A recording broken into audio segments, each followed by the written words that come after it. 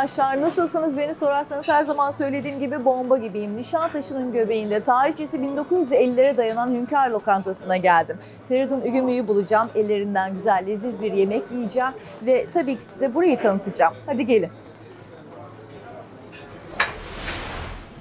Evet arkadaşlar, Feridun Ügümü ile birlikteyiz. Nasılsınız efendim? Vakit ayırdığınız için teşekkürler. Rica ederim. Sizin bir özelliğiniz daha var çünkü hem bizim misafirimizsiniz, her zaman müşterimizsiniz. Evet. Hem de böyle bir girişim yapmışsınız. Tabii ki size seve seve yardımcı olacağız yani. Teşekkür ederim Feridun Ustacığım. Efendim, ben hemen ilk sorumu sormak istiyorum size. Buyurun. Feridun Ügümü, namı değer Feridun Usta. Aman Dünyaca efendim. ünlü bir şefsiniz efendim. Sizi bilenler biliyor ama bilmeyen izleyicilerim için kendinizden biraz bahsederseniz. Tabii sevinirim. bahsedeyim.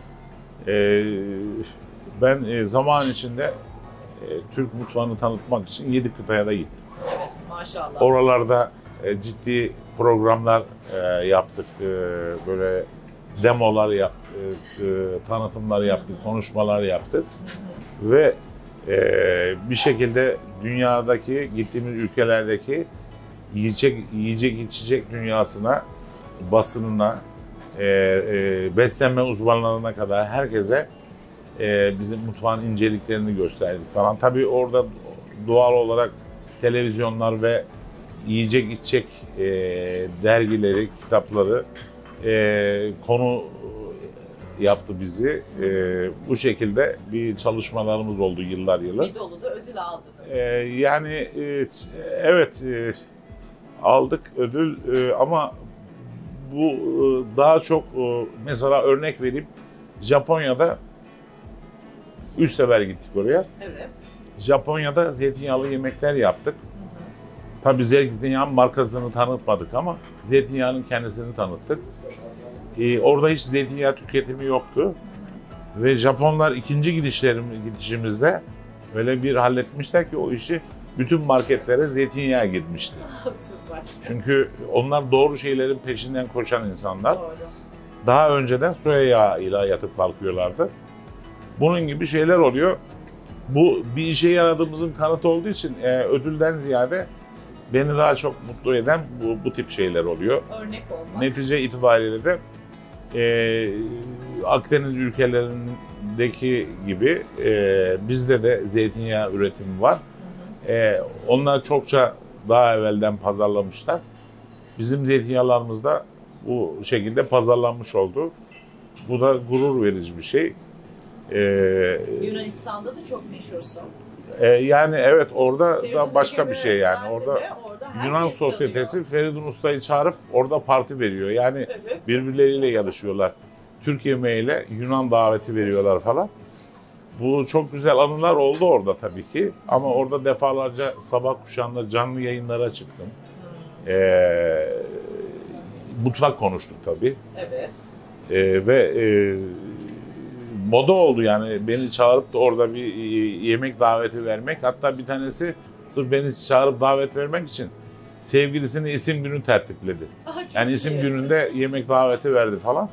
Tabii bu düzeydeki insanlarda kıskançlık da olabiliyor. Olabiliyor. Başkası yapmışsa ben de yapayım diyor falan. Öyle bir şekilde, evet. Dolayısıyla biz de burada sebeplenmiş oluyoruz. Aynen. İyi bir şey, onur verici bir şey. Peki ben Bu anılarımız oldu bizim. Buyurun. Güzel. Haftanın dediğin gibi 2 günü, 3 günü ben buradayım ve her çeşit şey yiyorum. En çok su böreğini seviyorum ama diğer yemeklerinde hep tek tek tadına baktım. Her günde aynı lezzette çıkıyor bu yemekler. Elinin lezzeti nereden geliyor? Ayar nasıl tutuluyor? Biz ev hanımları bile evde yemek yapsak her yemek aynı lezzette çıkmayabiliyor. Nasıl Şimdi oluyor? bu aslında çok basit. Yani çok basit. Yemek yemek de basit, yemek yapmak da basit. Bilirseniz tabii, bilirseniz. Şimdi bu elimin lezzetini ona bir cevap veremem çünkü anamdan geliyor herhalde elimin lezzeti, öyle diyeyim. Yani Babam da ölçüler çok iyi, artık rahmetli. bir şekilde. Tabii bir sefer mutfağa, ilk şartı mutfağa çok severek gireceksin. Ben her gün sevgilimle buluşacakmış gibi giriyorum mutfağa. Ve aşkla O heyecanla yapıyorsun. giriyorum mutfağa. İnanın bana, yıllar yılı böyle oldu. Her sabah arabama binip mutfağıma doğru yola çıkınca o heyecanı yaşıyorum. Süper. Öyle geliyorum. Şimdi mutfağa severek gireceksiniz bir. Ondan sonra iyi, gayet kaliteli malzeme kullanacaksınız. O da iki. Bir de pişirme tekniklerinde önem var. Onu da tabii burada tek tek sayacak halimiz yok ama o üçüncü etken de odur. Ama en önce usulünde pişmesidir, yavaş yavaş pişmesidir, demlenmesidir, öyle tiyoları verebilirim. Dinlenmesidir falan ama taze olacak her şey. Her şey taze olacak. Ürünleri hep aynı yerden alıyorsunuz. Yıllar yılı çalıştığımız yerlerimiz var bizim. Kendi arabamız var. Sebzeleri oradan alırız. Et kasabımız var mesela. Biz 50 yıldır aynı kasapla çalışırız. Hiçbir zaman bir marketten et almamışızdır. Birinci kalite eti alırız. Peki Hünkar Lokantası güne kaçta başlıyor? Biz öğle saatlerinden itibaren gelmeye başlıyoruz. Sabah 6.30-7'de mutfağa gidiyoruz. Başlıyor, hayat başlıyor. Evet. Günde de bir rahat 20-25 çeşit garnitürüyle vesairesiyle, zeytinyağlısıyla hep bir çeşidi var o mutfakta gördüğünüz. Ana yemekleri falan sayarsanız 50'yi de geçiyor. Tabii değil mi? Tabii. Ama çok fazla çeşit olması bir meziyet değil. Önemli olan hepsinin lezzetli ve olması. Taze olması önemli. Tabii sağlıklı olması önemli. Peki 1950'lere dayanan bir tarihçesi var Hünkar'ın. Önceden sanırım ben baktığımda Google'dan Fatih'te ufak bir esnaf lokantasıymış. Tabii. Sizin ağzınızdan da dinlemek isterim. Bu arada kaçıncı kuşak olarak devam ettiriyorsunuz onu da çok merak ettim. Oradan başlayayım. Ben 3. jenerasyon oluyorum. Çok Dedem güzel. mutfakta 1. jenerasyon. Ama Hünkar'ı kuran babam. Evet. Yani dedem iyi yerlerde çalışıyormuş aşçıbaşı olarak. Babamın da çırak olarak vermiş iyi bir yere. Erzurum'da başlıyor hikaye. Ondan sonra öyle devam ediyor ve Hünkar Lokantası'nı babam rahmetli Talip Gümü kuruyor. Evet. Ondan sonra da biz devraldık. Peki siz mutfağa. Erzurum'da mı dünyaya geldiniz Hayır. yoksa? Babam Erzurum'da dünyaya gelmiş ama enteresandır. Babam çok sıra dışı bir adamdı. Çok girişken bir adamdı. 17 yaşında lokanta açmış Erzurum'da. Düşünebiliyor musunuz? Güzel. Çocuk denecek yaşta. Çünkü şimdi bir 17 yaşında bir çocuk, gence 500 lira para ver. Bir de liste ver. Git oğlum veya kızım de şunları şu marketten al gel de. Evet. Yap eksik muhakkak bir eksik döner oradan veya da paranın üstüne almayı unutur falan. Yani anlatabiliyor muyum? 5 masal bir yer yapmış. Ufak başlamış ama her şeyi yani usta kıvamına gelmiş. Kendine de güveniyormuş falan. Öyle girişken. Onun için bazen söylerim. Para kazanmamış Vehbi Koç gibi adammış derim. Çok prensipleri olan bir adamdı. Çünkü çok da çalışkandı. Ben yıllar evvel Vehbi Koç'un kitabını okumuştum da. Yıllar evvel soruyorlar. Sayın Vehbi Bey, başarınızın sırrını neye borçlusunuz diye cevap veriyor. 1. Çok çalışmak. 2. Çok çalışmak. 3. Çok çalışmak diyor. Doğru. Yani şimdi bu önemli şeyler. Yani bir de bizim işimiz dünyanın en zevkli fakat en zor işlerinden birisi. Çok çalışmadan olmuyor. Bu arada baba tarafından Erzurumluyuz. Baba tarafı, Benim evet, babam da aynen. Erzurumlu. Kan çeker derlermiş. Seni 200 sene öncesinden tanıyorum ama hep sevmişimdir. Evet. Demek ki bundanmış. Bunun Olabilir ama şeyi bir de var su yani. böreğinden olabilir. Mesela o böreği. Erzurum seviyorsunuz. Aşırı. Su böreğinin kökeni Erzurum. Evet ve Karadeniz'de de vardır, İstanbul'da Trabzon'da falan çok güzeldir. Hiçbir yerde yemiyorum. Vakıf bir tereyağıyla yapılır. Su böreği hakiki elde açılır. Fırına verilmez. O mesela onu ocağın üstünde pişireceksin. Hele ateş kömür mangalında çevire çevire pişireceksin. Sonra ters çevireceksin. Öbür tarafından pişireceksin. Keseceksin böyle elinden yiyeceksin onu. Ağzından da yağlar akacak. Bunun şeyi bu yani. Arkadaşlar tamam anlaşıldı. Ben Evet. de su böreği yiyip İşte tekrar heyecanlanıyorum ayrılacağım ben. buradan. Bana böyle sorular sormayın. Heyecanlanıyorum. Ya ben de dayanamıyorum. Her gelişimde normal bir yemek yiyorum ama hep bir su böreğinden de bir tane bir adet bile olsa yiyorum muhakkak. Evet. Çünkü çok güzel yapıyorsun. Ellerine sağlık. Sağ ol, teşekkürler. Peki menü seçimini sen mi yapıyorsun yoksa? Şimdi başta ben, bir de bizim bir profesyonel ekibimiz var burada Evet. ama yıllar burada çalışıyorlar. Kaç Yani yıldalar? En eski kadrodan neredeyse kim var? yani çırak döneminden itibaren Aman Allah'ım. başlanmış. bizim buranın rahile tedrisatından geçmiş. Öyle şey olmuş, kendilerini kabul ettirmişler. Gözümüz olmadığımız zaman gözümüz arkada değil. Artık iyice alıştıkları için bazı şeyler böyle hani araba kullanmak gibi oluyor biliyor musunuz? Yani o kadar ruhsuz değil ama bu yani bir yemek yapmakta bir ruh katacaksın ona. Öyle değil de yani bir melekelerimiz var muhakkak. O zaman bazen sen bazen onlar ama sana muhakkak ben hep ben varım şöyle çünkü herkes işini çok muntazam yaptığı için ben mutfağa giriyorum yeni bir şey göstermek için falan böyle kahve içiyorum karışmıyorum onların şeyini de bozmuyorum ben çünkü biraz şeyimdir yani çalışırken çok disiplinliyimdir falan araya girmek istemiyorum bak uzaktan izliyorum böyle. Bir hata olursa ancak müdahale ediyorum ama çok şükür olmuyor. Beni de geçtiler neredeyse yani. Evet, beni de geçtiler. Evet. Ben de gurur duyuyorum. Tabii babamdan itibaren bir sürü yetiştirdiğimiz insan var. Bir sürü mekanlar açtılar, çalışıyorlar. Çoğu başarılı oldu. Maşallah. Yani bunlar gurur verici bir şey. Tabii yani şimdi dikili ağaç diyorsunuz ya. Evet. Deniyor ya. Öyle bir şey işte o. Öyle bir şey. Peki bugün ben ne yiyeceğim? Ne yapacaksın o lezzetlerinden? Valla şimdi şey düşündüm ben daha evvel konuştuk biliyorsun geleceğini falan. Tabii. Ispanak buğusunda levrek balığı filote edilmiş zeytinyağlı falan böyle. Sırf zeytinyağı öyle sağlıklı hafif bir yemek. Hoş da bir ikram yemeği aynı zamanda. Evet. Evlerde de yapılabilecek gayet basit. Gayet kolay. Hem de faydalı yanında ıspanak. Faydalı, sağlıklı tabii. Peki bu yeni nesil isimlere ne diyorsun? Menülerde değişik mekanlarda bakıyorum da bildiğimiz mesela ne dedim? Buğda, ıspanaklı levrek dedim. Evet. İşte levrek yatağında ıspanak derler mesela. Böyle mi denilmesi lazım yoksa bunlara karşı mıyız? Hayır, niye karşı olayım? Karşı değilim ben de. Şimdi bazı o yatak kelimesi son zamanlarda girdi bizim lügatımıza da. Onun için sordum zaten. Şimdi pişirme tekniğine göre değişebilir. Yani şimdi burada gerçekten levrek yatağında ıspanak olmuş oldu. Evet.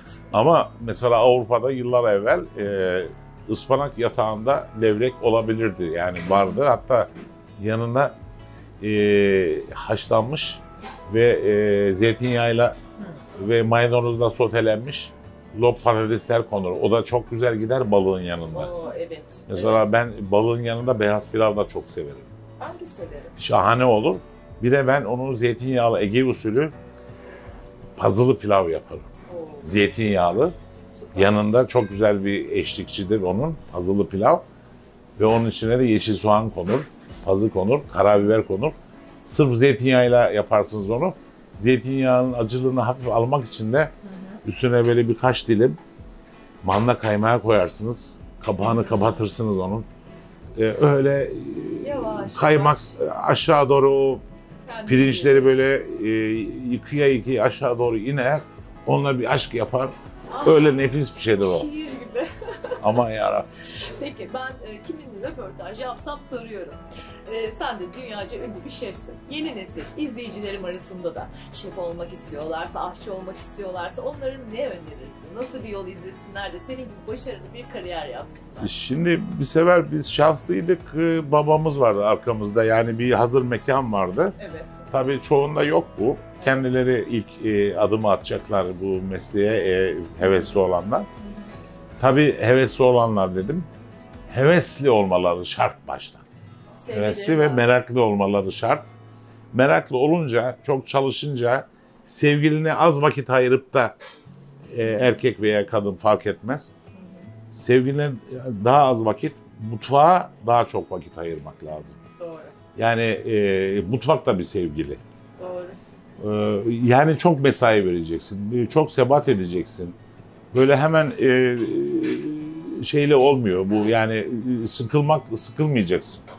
Benim çocuğum babasız büyüdü neredeyse. Sabahleyin köründe kalkıp gidiyordum mutfağa. Akşam geç geliyordum, sabahleyin uyuyor çocuk. Bebek zamanından bahsediyorum. Sonra gidiyorum, akşam uyuyor. Sonra da okullar başladı tabii. Erken yatıyor, erken kalkıyor. Yani biraz fedakarlık gerekiyor. Doğru. Evleneceğiniz kişiye de kadın veya erkek kimse artık o mutfağa girecek olan, artık kadınlar da çoğaldı mutfakta. Nişanlısına söyleyecek, benim mesaim uzun diyecek. Yani bunlara bunlar çok önemli. Sordunuz ya. Evet, bakın bunları kimse görmüyor, gözden kaçırıyor. Evet, sonradan ne oluyor biliyor musunuz? Bu mesleği seçerken ona göre Mesela nişanlısı, kocası veya karısı mırmır etmeye başlıyor. Yok gelmiyor bana, yani kabul edecek baştan. Gidecek, yani öyle bir şeyi var. Çok çalışacak ama önemli olan bir şey var. İyi bir yerde teknik olarak bir şeyler görmesi lazım. Okul olur, bir mutfaklar olur bir yerlerde. Altyapı hazırlaması lazım. Bir de staj yapması lazım bir yerde. Doğru. Avrupa'da güzel okullara gidebilir. Daha uygun fiyatlı okullar İtalya'da falan var zannediyorum. Benim oğlum mesela İsviçre'de okudu. O 4. kuşak. Ondan sonra İngiltere'de var, İtalya'da var, Almanya'da var. Bir sürü yerde var böyle. Araştıracak, bakacak. Okullara gidecek ama okuldan sonra da çalışacak bir yerlerde görecek. Muhakkak çalışacak. Yani işin, dünyanın en güzel yemeğini yapabilirsiniz ama restoran çalıştırmak başka bir şeydir. Doğru. Şimdi hem işletmeci olmak, hem restoran çalıştırmak, hem yemek yapmak apayrı şeyler. Bunların hepsini bir arada becerebilmek için bir pratiğiniz olması lazım. Doğru. O bakımdan. Bilmiyorum, sorunuza tatminkar cevap verebildim Bence mi? Bence çok güzel mesajlar. Kısacası yani çok çalışılacak. Aynen. Zaten tembellik yapılmayacak. Zaten tembellik yapan adamın şeyi daha çok oluyor. Böyle kolesterol yüksek oluyor. Şekeri. Tembellerde kolesterol oluyor, şeker oluyor. Hepsi onların böyle gidiyor çalıştığın zaman. Yürümek gibi bir şey yani. Terapi gibi bir şey üstelik. Çok sağ olun. Teşekkürler. Bu arada çok yoğunsun. Fazla tutmayayım seni. Ben levreyi çok teşekkürler. Tamam. Gidelim levreyi yapsak. Hemen yapalım. Tabii. Görüşürüz arkadaşlar.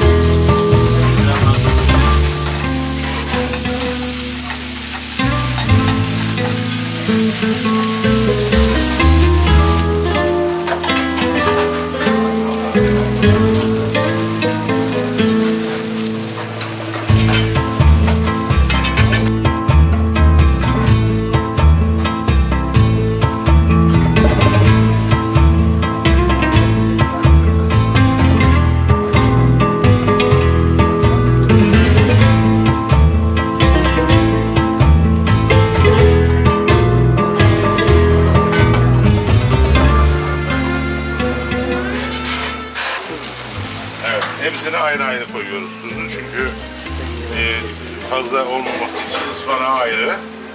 Şimdi bu kendi buğusundan pişecek ıspanak. Bu yemek hafif, latif ve çok zarif bir yemek. Ve evlerde misafir ağırlarken ana yemek olarak kullanacağınız ideal bir yemek. 10 dakikada hazırlanabilir ama ön hazırlık lazım. Bakın balıkçınızdan derisi ve kemiği alınmış, pilote edilmiş levrek alıyorsunuz. Bir orta boy porsiyonluk levrek 4'e bölünecek. İşte ıspanağınız hazır olacak. Yeşil soğanınız hazır olacak. Misafir ve ön ikramları yaptıktan sonra 5 dakika mola vereceksiniz. Geçeceksiniz mutfağa. Bunu 10 dakikada hazırlayacaksınız yani kısacası. Ve çok hoş, asil bir şey. Ana yemek ikramı. Böyle söyleyeyim.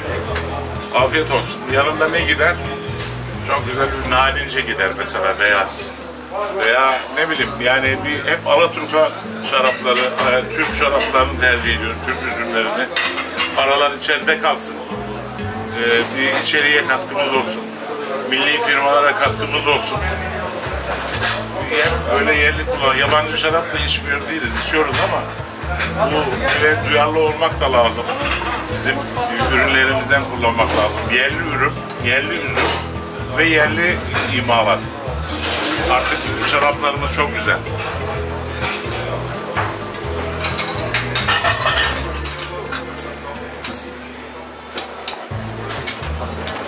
Evet, ateşimizi söndürüyoruz. Hazır sayılır.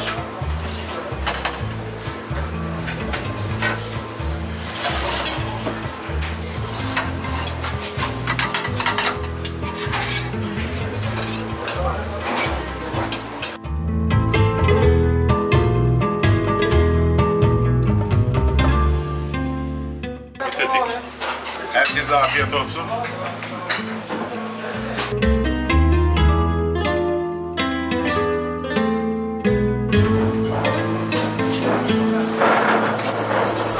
Evet arkadaşlar, biri yer biri bakar olmaz. Ben şimdi Buğu'da ıspanaklı levrek tadacağım. Size de burayı öneriyorum arkadaşlar. Bir başka videoda görüşmek üzere. Kendinize çok iyi bakın. Görüşürüz.